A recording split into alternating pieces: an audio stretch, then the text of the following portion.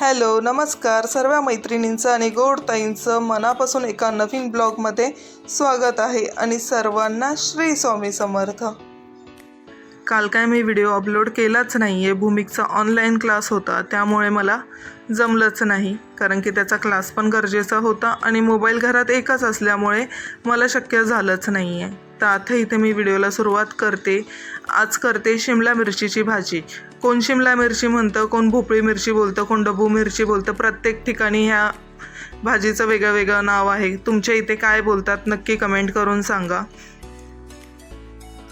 एकासारखे सगळे कट करून घेतले, जास्त छोटेही नाही मोठेही नाही, ह्या आकाराने हे कट केले। कढईमध्ये तेल घेऊन थोडंसं तापून व्यवस्थित परतून घेतली, त्याचा कच्चट स्मेल निघून जायला आणि शिजतानाही लगेच शिजायला। त्याच कढईमध्ये इथे मी थोडंसं तेल घातलं त्या कढईमध्ये आणि राई जिऱ्याची फोडणी दिली आहे। कांदा चिरून एक कांदा घेतलेला आहे, कांदा चिरून बारीक चिरून घेतला आणि कांदा घालून घेतला आहे। व्यवस्थित तो परतून घेणार आहे, चांगलं शिजवून घेणार आहे। कलर चेंज होईपर्यंत, तर गुलाबी रंग येईपर्यंत व्यवस्थितपणे हे परतून घेतलं आहे।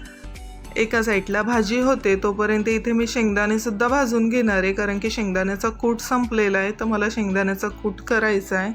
ते इथे कांदा व्यवस्थित परतून झाला का रोजचा वापरायचा जो आपला घरगुती मसाला आहे तो 2 चमचे घातलेला आहे। हळद पावडर आहे, धना जिरा पावडर आहे, किचन किंग मसाला, गरम मसाला, जो बेसिक मसाले आहेत ते थोडे थोडे आवडीप्रमाणे आपले घालायचे आहेत। व्यवस्थित मिक्स करून घ्यायचं आहे, चांगलं एकजीव करून जो शिमला मिरची आपण परतून ठेवलेली आहे ती घालून घ्यायची आणि सगळं एकत्र करून वाफेवरती शिजायला 5 मिनटं ठेवायचं आहे।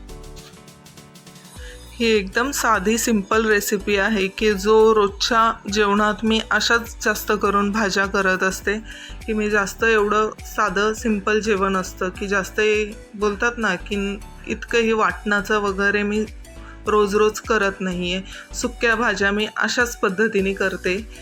थोडंसं मीठ घालायचं चवीपुरतं, वाफेवरती मिक्स करून वाफेवरती ठेवायचं। 5 मिनटं वाफेवर ठेवलं, त्याच्यानंतर शेंगदाण्याचा कूट घालून मिक्स करून एकजीव करून परत 5 मिनटं एक वाफ काढून घ्यायची। भाजी तयार आहे।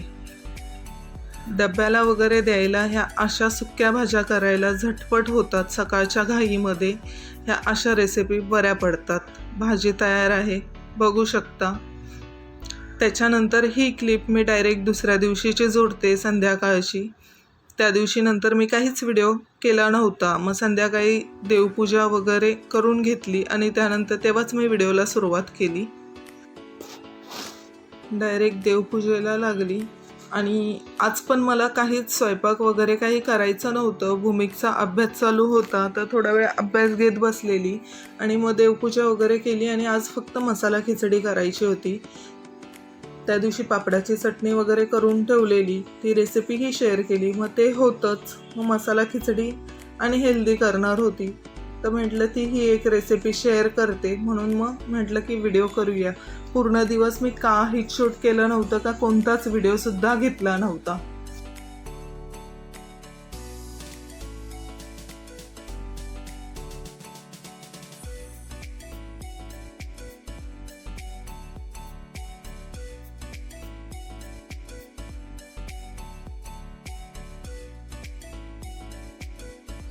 देवपूजा वगैरे आवरली, सर्व काही झालं। घरसुद्धा आवरून ठेवलेलं होतं, तुळशीला सुद्धा दिवा लावून घेतलेला आहे। तर खिडकीतूनच मी थोडासा व्हिडिओ तो घेतला होता। नंतर किचनमध्ये आली आणि स्वयंपाकाला लागली।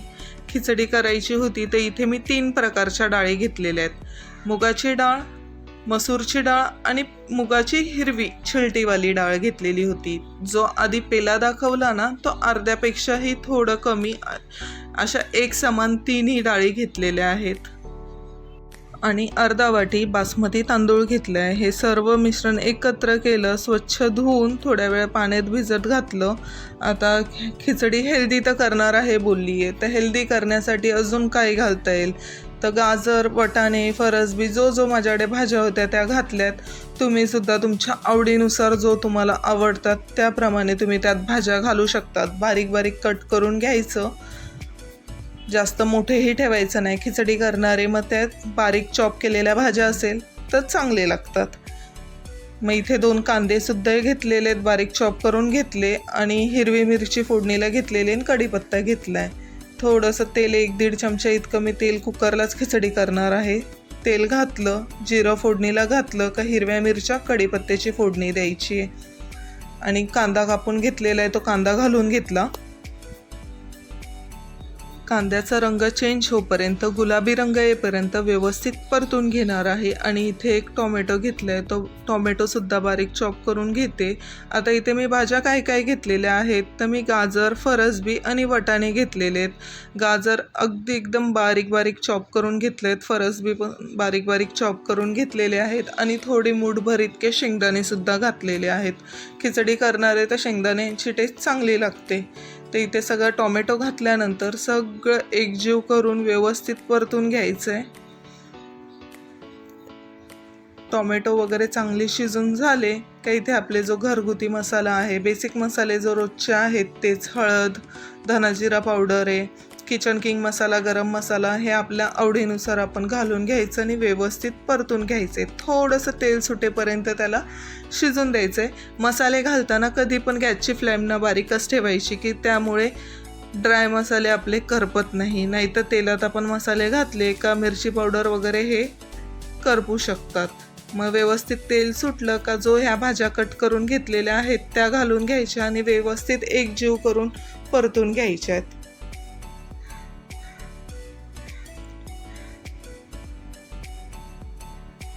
गॅस मिडियमच ठेवलेली आहे, व्यवस्थित परतून घेतलेलं आहे. मग जो आपण डाळ तांदूळ भिजत घातलेले ना त्याचं पाणी काढून घ्यायचे आणि हे सर्व घालून घ्यायचं कुकरमध्ये आणि व्यवस्थित परतून घ्यायचे. डाळ आणि तांदूळ घालून घेतल्यानंतर अलगद हाताने हे मिक्स करून घेते. आणि इथे मी अंदाजेच पाणी घातलेलं आहे कारण की मला जास्त सुक्की पण नको आहे खिचडी आणि जास्त पातळही नको आहे. मग त्या हिशोबाने मी अंदाजे इथे पाणी घातलेलं आहे. कुकरला शिजवणार म्हणजे जास्त पाणी तर काही लागणार नाही आहे. मग त्या अंदाजेच इथे पाणी घातलेलं आहे. इथे 1 पॅकेट मी मॅगी मसाला घालत आहे कारण की थोडीशी मॅगी मसाला घातल्यामुळे थोडंसं अजून खिचडी चटपटीत होते म्हणून मी 1 पॅकेट मॅगी मसाला घातला आहे. चवीपुरतं मीठ घालून घ्यायचं आहे.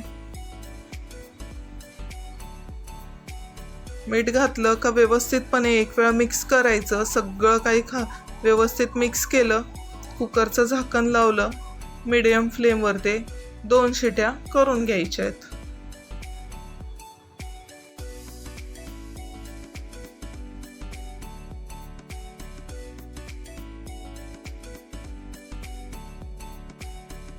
दोन्ही रेसिपी साध्या सोप्या शेअर केलेल्या आहेत.